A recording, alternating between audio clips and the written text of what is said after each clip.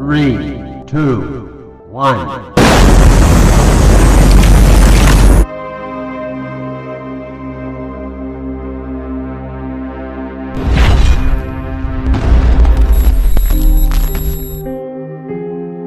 Stay steady and look ahead.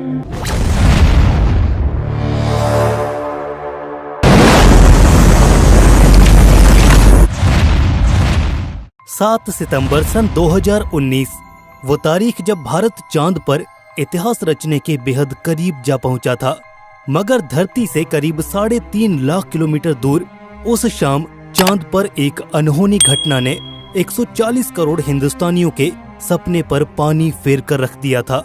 सालों की कड़ी मेहनत और करोड़ों रुपयों की लागत वाला ये मिशन अपने अंतिम पड़ाव पर जाकर इस हादसे की भेंट चढ़ गया और बदकिस्मती से हमें इस नाकामी का सामना करना पड़ा। मगर हिंद के लोगों का जज्बा पहाड़ से भी ऊंचा और अटल है। महज 4 सालों के वक्त में ही भारत फिर एक बार चांद को अपनी मुट्ठी में करने के लिए तैयार है। जी हाँ, ये है इसरो का चंद्रयान 3 मिशन, जो जल्द ही पृथ्वी से अपनी मंजिल चांद की ओर जाएगा। आइए आज चंद्रयान 3 के बारे में डिटेल्स के साथ जानते हैं आखिर कैसे ये स्पेसक्राफ्ट ल्यूनर एक्सप्लोरेशन और एस्ट्रोनॉमी के क्षेत्र में नए कीर्तिमान गढ़ेगा, कैसे इसरो का ये नेक्स्ट जनरेशन मिशन अपने प्रीडेसेसर चंद्रयान 2 से अलग और ज्यादा कारगर होगा, और इसके अलावा भी ढेर सारी बातें होंगी आज की इस वीडियो में। तो नमस्कार दोस्तों, आप देख रहे हैं रहस्य टीवी स्पेस। तो चलिए शुरू करते हैं। जैसा कि आप सभी जानते हैं कि चंद्रयान 3 इसरो के पिछले मून मिशन चंद्रयान 2 का ही एक फॉलो ऑन मिशन है, जिसके तहत इसरो एक लैंडर और एक रोवर को चांद के साउथ पोल पर उतारना चाहता है। ये काम बेहद पेचीदा और जटिल है, क्योंकि अतीत में ऐसा करने की कोशिश में कई सारे स्पेसक्राफ्ट्स नाकाम हो चुके हैं। फिर चाहे वो इजराइल का बेराशीत लैंडर हो या फिर एक private Japanese aerospace company ispace का हकूटो आर लैंडर हो, ये दोनों ही मून मिशन ऐन वक्त पर कुछ सॉफ्टवेयर ग्लिचेस के कारण फेल हुए। पर वहीं जहां फेलियर्स की मिसालें हैं, वहीं कामयाबी की नजीरें भी मौजूद हैं। हाल ही में चांद पर उतरा चाइनीज लैंडर चैंग-ई 4 एक क्रांतिकारी मिशन साबित हुआ, जिसने चांद की फार साइड पर उतरकर न केवल इतिहास रचा, बल्कि बहुत सारे यूनिक एक्सपेरिमेंट्स को कैरी आउट करके अपनी एक हिस्टोरिकल प्रेजेंस भी नोटिस कराई। बात करें अगर पिछली दफा हुए चंद्रयान 2 के फेलियर पर, तो 7 सितंबर सन 2019 का ये दिन तो आपको याद ही होगा। पूरा देश अपने अपने घरों में पड़े टीवी सेट से चंद्रयान 2 की लैंडिंग का ये नजारा देख रहा था। वहाँ श्री हरिकोटा में खुद प्रधानमंत्री नरेंद्र मोदी इसरो के दफ्तर में इस ऐतिहासिक घटना के साक्षी बन रहे थे। मगर लैंडिंग के चंद लम्हों पहले अचानक कुछ ऐसा हुआ जिसने सबका दिल तोड़ कर रख दिया। इस घटना ने हमें ये और नजारा देखने पर मजबूर कर दिया। जी हाँ, हम बात कर रहे हैं चंद्रयान 2 के लैंडर फेलियर की। दरअसल उस शाम सब कुछ सही चल रहा था, तभी अचानक शेड्यूल लैंडिंग टाइम से कुछ मिनटों पहले विक्रम लैंडर के ऑनबोर्ड कंप्यूटर में मौजूद एक सॉफ्टवेयर में ग्लिच आ गया। ये सॉफ्टवेयर विक्रम लैंडर की एक सेफ और स्मूथ लैंडिंग के लिए बेहद जरूरी था। ऐसे में इसका फेल हो जाना एक बहुत बड़ी मुसीबत को दावत देना था। यहाँ ग्राउंड कंट्रोल को इस बात की खबर कुछ देर से चली। इस सॉफ्टवेयर के माल फंक्शन करते ही इस लैंडर का कनेक्शन ऊपर ऑर्बिट में घूम रहे ऑर्बिटर से टूट गया। नतीजतन चांद की सतह से महज 2 किलोमीटर ऊपर हमने विक्रम लैंडर से संपर्क खो दिया, और तेजी से डिसेंट परफॉर्म कर रहा विक्रम लैंडर बेकाबू होकर नीचे चांद की ओर गिरने लगा। सॉफ्टवेयर में हुई प्रॉब्लम के चलते लैंडर के ऑनबोर्ड कंप्यूटर्स ये जज नहीं कर पाए कि लैंडिंग थ्रस्टर्स को कब कितना ज्यादा फायर करना है, और इसी मिसकैलकुलेशन और इरेगुलेशन के चलते ये लैंडर किसी पत्थर की तरह चांद की सतह से जा टकराया। ऑब्वियसली चांद की सतह से इतना जोरदार टक्कर के बाद इसे भारी फिजिकल डैमेज पहुंचा होगा, जिस कारण इसरो की तमाम कोशिशों के बाद भी इससे संपर्क स्थापित नहीं किया जा सका। वैसे इससे कांटेक्ट बनाए रख पाना भी कोई आसान काम नहीं था। अब क्योंकि इसरो इसे चांद के फार साइड पर उतारना चाहता था। फार साइड से मेरा मतलब चांद का वो हिस्सा जो हमेशा अंधेरे में घिरा रहता है। जैसा कि आप जानते हैं कि चांद एक टाइडली लॉक्ड सैटेलाइट है, जिस कारण इसकी रोटेशनल वेलोसिटी उसके रेट ऑफ रेवोल्यूशन से सिंक्रोनाइज्ड है, जिसके चलते उसका एक पर्टिकुलर फेस ही हमेशा पृथ्वी की ओर मुड़ा रहता है। ऐसे में चांद की उस ओर से रेडियो कम्युनिकेशन बहाल रखना काफी झंझट का काम है।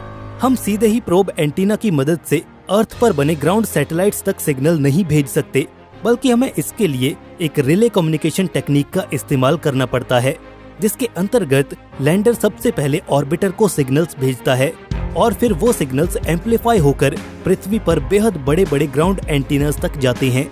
हालांकि ये सिस्टम काफी रैपिड होता है, मगर कम्युनिकेशन चैनल्स में एक मीडिएशन पॉइंट होने के चलते फेलियर और लेटेंसी के चांसेस बने रहते हैं। चंद्रयान 2 में एक प्रॉब्लम सिर्फ इसका कम्युनिकेशन सिस्टम ही नहीं थी, बल्कि इसका डिजाइन भी था। 7 सितंबर को हुए फेलियर के बाद इसरो ने एक इंटरनल इन्वेस्टिगेशन कमेटी का गठन किया, जिसका काम था इस मिशन के फेलियर के पीछे की असल वजहों का पता लगाना, साथ ही उन गलतियों से सीखकर अगले मिशन में राइट चेंजेस को अप्लाई करना। इस टीम ने अपनी जांच में ये पाया कि लैंडर के डिजाइन और इंजन असेंबली में कुछ चेंजेस किए जाने चाहिए, ताकि ये मेक श्योर किया जा सके कि धरती से लाखों किलोमीटर दूर होने के बावजूद भी चांद की सतह पर ये लैंडर सही सलामत लैंड कर सके। चंद्रयान 3 में इन सभी चेंजेस को इम्प्लीमेंट किया गया है, जिसके चलते इसका लैंडिंग सीक्वेंस पहले की अपेक्षा कहीं ज्यादा रिलायबल बना है। अपनी गलतियों से सीख लेकर आगे बढ़ना ये एक कमाल की नीति है, जिसका असर इसरो के अमल में साफ झलकता है। आइए अब बढ़ते हैं आगे और एक नजर डालते हैं चंद्रयान 3 के उद्देश्यों की ओर। इसरो की ओर से चंद्रयान 3 का मुख्य उद्देश्य चांद पर एक सफल और सुरक्षित लैंडिंग बताया गया है। इसके अंतर्गत इसरो अपनी हाईएस्ट टेक्निकल कैपेबिलिटीज का इस्तेमाल करते हुए चांद के साउथ पोल पर एक सॉफ्ट लैंडिंग परफॉर्म करने की कोशिश करेगा। इस प्राइमरी ऑब्जेक्टिव के अलावा इस मिशन के अंतर्गत बहुत सी साइंटिफिक रिसर्च और एक्सपेरिमेंट्स को भी कैरी आउट किया जाएगा, जिससे ल्यूनर एक्सप्लोरेशन और इंटरप्लेनेटरी साइंस को एक शानदार बूस्ट मिलेगा। अपने प्रेडिसेसर मिशन की ही तरह चंद्रयान 3 का भी एक अहम मकसद चांद की जियोकेमिस्ट्री को समझना है। इस कड़ी में चंद्रयान 3 के साथ जा रहा है विक्रम लैंडर और प्रज्ञान रोवर, जो वहां पर ढेरों साइंटिफिक एक्सपेरिमेंट्स परफॉर्म करेंगे, जिसमें फोटोमेट्रिक्स और ऑनबोर्ड सेंसर्स के इस्तेमाल से ल्यूनर सॉइल का परीक्षण भी शामिल होगा। आज से करीब 1 दशक पहले जब भारत ने अपने पहले ल्यूनर मिशन चंद्रयान की सहायता से चांद की सतह पर तरल पानी की मौजूदगी का कंफर्मेशन किया था, तो सब हैरान रह गए थे। इस बार इसरो का प्लान कुछ और बड़ा करने का है। चंद्रयान 3 अपने मुख्य उद्देश्यों में से एक मून के हाइड्रोमेट्रिक्स को डिकोड करना भी लेकर चल रहा है। ऐसे में ऑर्बिटर की अब तक की रिसर्च से मिले डेटा को फर्दर बेस बनाकर ग्राउंड पर मौजूद लैंडर्स और रोवर्स ल्यूनर सॉइल और रॉक्स को एग्जामिन करेंगे, जिससे हम उनमें मौजूद वाटर और सिमिलर कंपोनेंट्स को बारीकी से देख पाएंगे। ये चांद की जियोग्राफिकल कॉम्पोजिशन और केमिस्ट्री को समझने की ओर एक बड़ा और निर्णायक कदम होगा, जो आने वाले वक्त में ल्यूनर कॉलोनाइजेशन जैसे बड़े गोल्स को सर्व करने में कॉम्प्लीमेंट्री साबित होगा। इन भारी भरकम जिम्मेवारियों और करोड़ों लोगों की अपेक्षाओं का बोझ अपने कंधों पर लिए चंद्रयान 3 जल्द ही धरती से रवाना होगा। इससे पहले कि हम इसकी काबिलियतों का मूल्यांकन करें, ये बेहद जरूरी होगा कि इसकी टेक्निकल स्पेसिफिकेशंस और डिजाइन पर भी एक नजर डाल ली जाए। आफ्टर ऑल, किसी भी स्पेस मिशन की कामयाबी या नाकामी के पीछे यही फैक्टर्स तो जिम्मेदार होते हैं। इसरो का चंद्रयान 3 मेजरली 3 कंपोनेंट्स के साथ आता है। इसमें एक लैंडर, एक रोवर और एक प्रपल्शन मॉड्यूल शामिल होगा। पिछली दफा इस प्रपल्शन मॉड्यूल की जगह एक ऑर्बिटर था, जो फिलहाल चांद की ऑर्बिट में मौजूद है और बखूबी अपने काम को अंजाम दे रहा है। खैर, इस प्रपल्शन मॉड्यूल का काम चंद्रयान 3 के कॉम्पोजिट स्पेसक्राफ्ट को अर्थ से लॉन्च के बाद चांद की ऑर्बिट तक पहुंचाना होगा। इसके बाद लैंडर यूनिट इससे डिटैच होकर चांद की सतह की ओर डिसेंट परफॉर्म करेगी। वहीं प्रपल्शन मॉड्यूल ऑर्बिट में ही रहकर चांद की परिक्रमा करेगा। साथ ही लैंडर और ग्राउंड कंट्रोल के बीच एक कम्युनिकेशन के लिए बतौर रिले भी काम आएगा।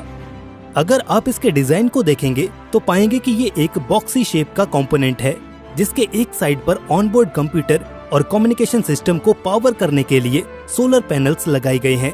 वहीं टॉप पर एक सिलेंड्रिकल सा स्ट्रक्चर देखने को मिलता है, जो कि एक्चुअल में लैंडर यूनिट के लिए एक डॉकिंग पोर्ट के रूप में काम करेगा। इसके अलावा आप इसके साइड में ये थ्रस्टर्स देख सकते हैं, जो समय समय पर फायर होकर इसकी दिशा और गति को नियंत्रण में रखेंगे।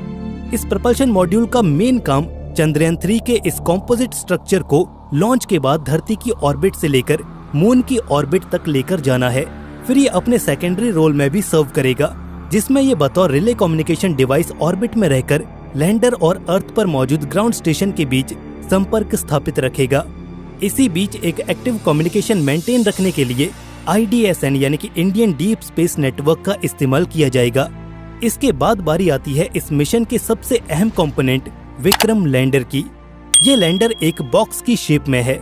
मून की सरफेस पर एक स्मूथ और सॉफ्ट लैंडिंग परफॉर्म करने के लिए इसके बॉटम पर 4 लेग्स भी इंस्टॉल्ड हैं। इसके अलावा ये लैस है मल्टीपल लैंडिंग थ्रस्टर से, जो कि डिसेंट के दौरान इसे एक एंटी ग्रेविटी थ्रस्ट देगा, जो कि सॉफ्ट लैंडिंग के लिए बेहद जरूरी है। इसके अलावा इसमें वो तमाम साइंटिफिक पेलोड्स और इंस्ट्रूमेंट्स भी मौजूद हैं जो ल्यूनर साइंस को परफॉर्म करने में कारगर साबित होंगे। करीब 7.5 टन वजनी इस लैंडर में एक सेफ लैंडिंग परफॉर्म करने के लिए 1 दर्जन से ज्यादा कंपोनेंट्स मौजूद हैं। फिर चाहे वो accelerometer, altimeters, Doppler velocimeter, surface proximity sensors, touchdown sensor और 4 से भी ज्यादा डिफरेंट एरियाज में व्यू ऑफर करने के लिए हाई रेजोल्यूशन कैमराज, जिनकी मदद से इस लैंडर की एक सेफ और साउंड लैंडिंग मेक श्योर की जा सकेगी। बाद बाकी ये लैंडर प्रज्ञान रोवर के लिए एक कैरियर व्हीकल के तौर पर भी काम करेगा, क्योंकि ऑल द वे अर्थ से मून की सरफेस तक यही तो इस रोवर को अपने भीतर ले जाएगा। 26 किलो वजनी इस रोवर में कुछ बेसिक इंस्ट्रूमेंट्स और पावर के लिए एक सोलर पैनल मौजूद है। क्योंकि ये इसरो का पहला रोबोटिक रोवर है, इसलिए फिलहाल इसे डेमोन्स्ट्रेशन फेज में रखा गया है। इसके तहत हम अपनी टेक्नोलॉजीज और डिजाइन का रियल लाइफ सिचुएशन में टेस्ट और एग्जामिनेशन कर पाएंगे। And that's pretty much all about this mission. अगर इस मिशन की लॉन्च डेट की बात करें तो फिलहाल इसरो द्वारा इसे अगले महीने की 12 से 19 तारीख यानी कि 12 जुलाई से 19 जुलाई के बीच लॉन्च करने के लिए शेड्यूल किया गया है। इसरो ने अपने एक ऑफिशियल प्रेस नोट में ये बताया कि वो इसे लॉन्च करने के लिए एक LVM-3 रॉकेट का इस्तेमाल करेंगे। जी हाँ, ये वही सेम रॉकेट है जिससे 2019 में चंद्रयान 2 को लॉन्च किया गया था। तब इसे GSLV Mark 3 के नाम से जाना जाता था। एंड अकॉर्डिंग टू इसरो इसे सतीश धवन स्पेस सेंटर श्रीहरिकोटा से लॉन्च किया जाएगा। और फाइनली 4 सालों बाद ही सही, मगर फिर एक बार हम चांद के सीने में तिरंगा लहराने के लिए तैयार हैं। इस पर आपका क्या ख्याल है? अपनी राय हमें कमेंट सेक्शन में जरूर शेयर करें। अगर आपको ये वीडियो पसंद आई तो इसे एक